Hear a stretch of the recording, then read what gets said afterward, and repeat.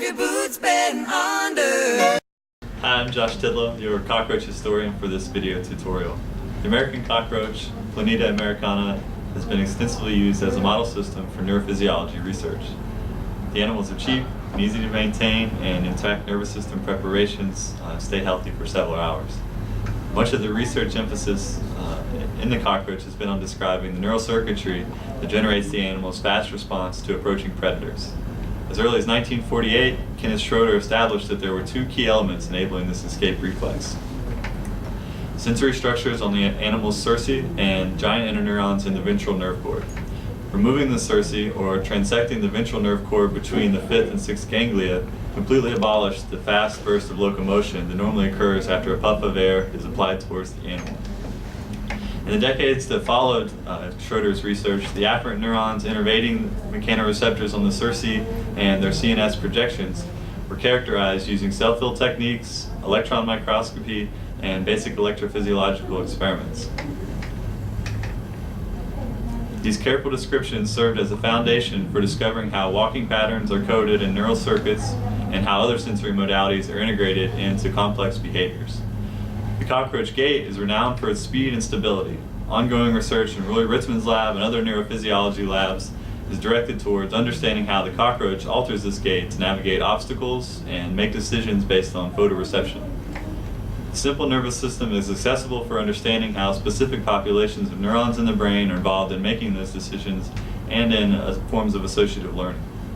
Like other invertebrate preparations, the cockroach ventral nerve cord has also been used extensively to characterize the effects of biogenic amines and neuropeptides. Today, biological research on the cockroach goes beyond neural circuits and behavior. Because the animal is somewhat of a nuisance, there are folks interested in developing insecticides to eradicate them in houses and public buildings. It's not just because they're gross or scary. There's a strong incidence of people who exhibit allergic reactions to the cockroach glycoprotein, BLAG2. Evolutionary biologists are also interested in the development of cockroach nervous system and limb regeneration. There's an express sequence tag for Planeta americana, and the genome will be sequenced as part of the I5K initiative. Even with the cerci structure, there are evolutionary differences among cockroach species. Experiments by Bernard Hartmann, who has helped in the development of this lab, showed that in the burrowing cockroach, Arena vaga, the cerci have plumb bob-like equilibrium receptors that allow the animal to orient towards gravity. It's thought that the sensory modality directs the animal's burrowing trajectory. So enough with the history lesson. Solana will now tell you the anatomical and physiological details of the cercical nerve preparation. Hi, my name is Dana. We are going to do some experiments on the cockroach neural circuitry. You know that the study of the neural circuitry is very important because each neural circuitry is like responsible for a specific behavior.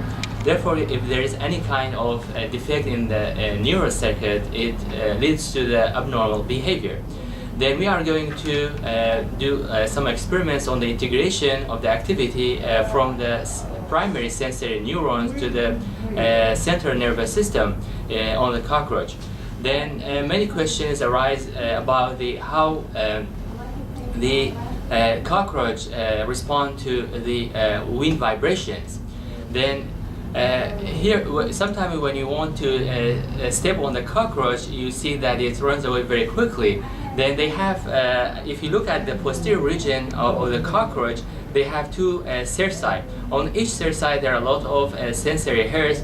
Then when there is a change in the wind vibration, or if there is a sound, then they can detect this kind of change, and the sensory neurons relay this information into the central nervous system.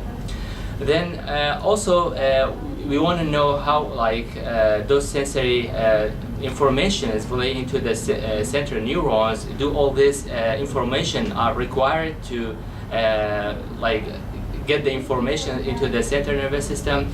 And also for this purpose we are going to record the electrical activity from the primary sensory neurons, and we stimulate the sensory hairs by air puff. Also, we want to record the electrical activity from the connectives. Then the connective is located between two ganglion, And also use the same stimulation paradigm. Then we stimulate the sensory hairs by air puff, and also we measure the activity in the central nervous system. Also, we will use a pharmacological approach to know which kind of neurotransmitter is present between the end of the sensory neuron terminals and also the central neurons. Then we can use different agonists. Like we know that there are a lot of neurotransmitters such as glutamate or acetylcholine. Then we can use a glutamate agonist such as AMPA or kainate or quisqualate, and also we can use acetylcholine agonist. Then when you stimulate the sensory hairs and we record from the primary sensory neurons, then we can add the agonist. If you see that it increased the activity, then we can say that this kind of neurotransmitter is present between the sensory and the central neuron. It works as a neurotransmitter. Then also we can use antagonists to see this if the antagonist blocks the neurotransmission or not.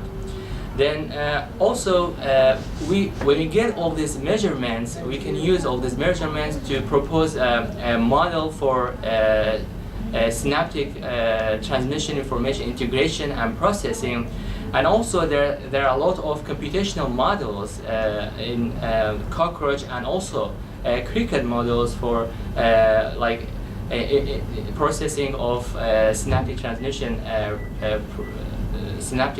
Also, then as I mentioned, that cricket is used as a model for all these electrophysiological experiments, but as you know that it's much more challenging to use cricket because it's much more smaller than the cockroach.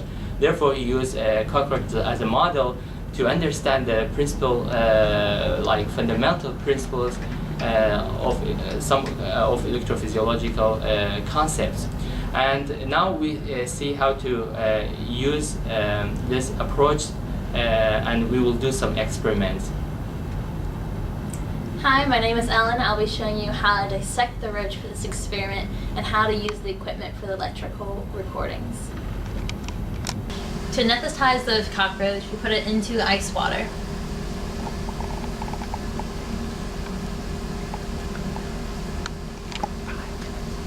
For 5 minutes. Okay. After 5 minutes, we remove it from the ice water and dap it dry.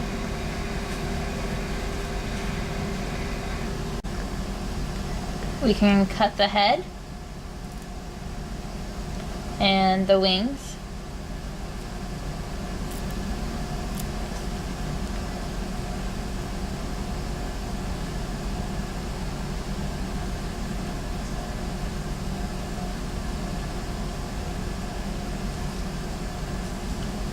And then flip it over and cut the legs off as well.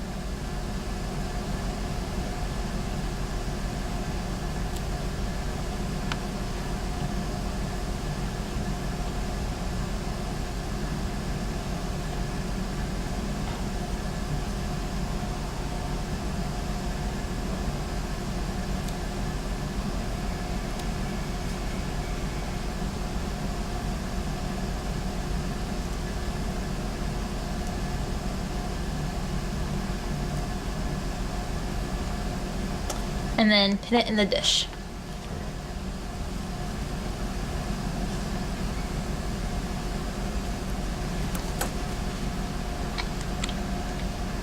The cerci should be sticking up, and you'll want to sort of stretch it out.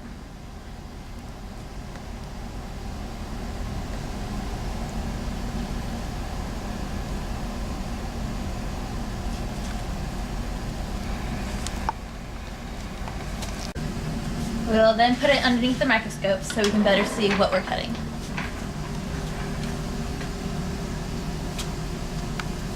You can then wax down your dish so it doesn't move, and then make cuts up the side, staying shallow so that you don't move the organs or hit the ventral nerve cord.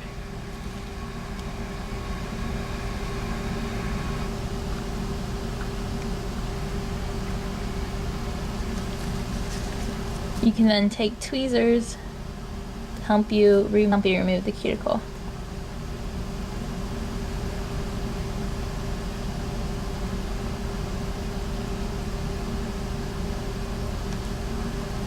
After cutting up both sides, you can use the tweezers to pull up the cuticle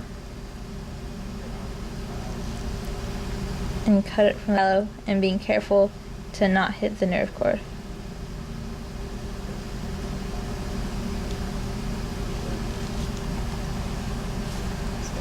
You then use saline to keep the prep.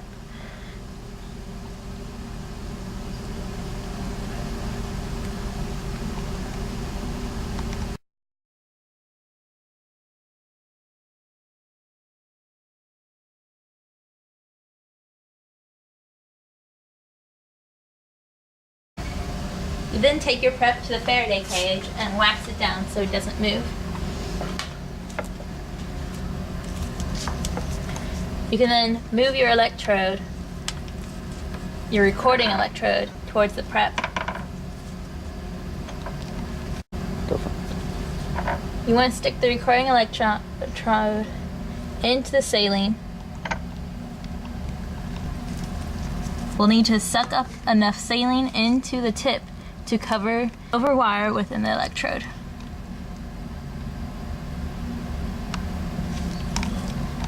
You'll now take your fine dissecting scissors. You'll cut between the 4th and 5th ganglion or the 3rd and 4th ganglion, cutting closer to the ganglion that's closer to the head so that you'll have a long length of nerve to suck into the electrode.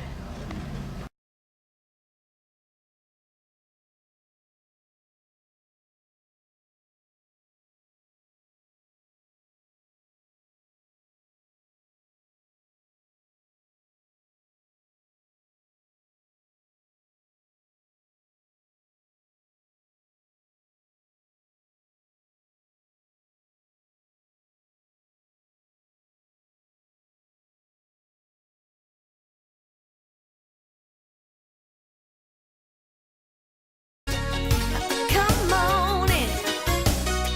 If the tip of the electrode seems to be too large to hold the nerve, you can use these smaller plastic tips, and you can get a smaller size that has a smaller tip. Also, you can always add a bit of Vaseline to help make the seal tighter. Our recording electrode is connected to the head stage, which is then connected to the amplifier that will switch on.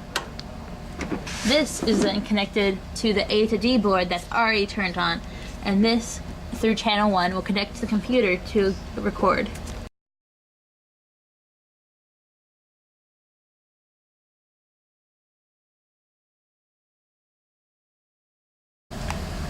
Now we can turn on the lab software.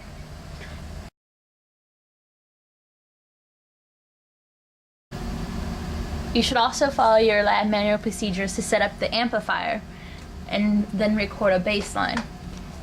Then we can stimulate the Cersei with air puffs.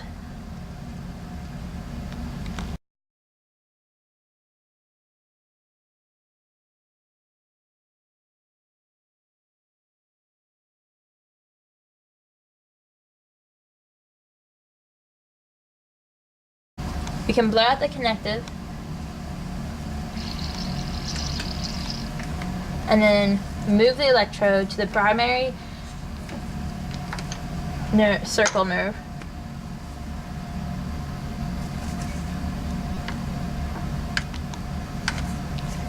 And you can either attach it en passant or cut the circle nerve close to the 6th ganglion and suck up the nerve into the electrode, making sure to leave a long length by cutting it very close to the 6th ganglion. This is then recording from the primary sensory nerves.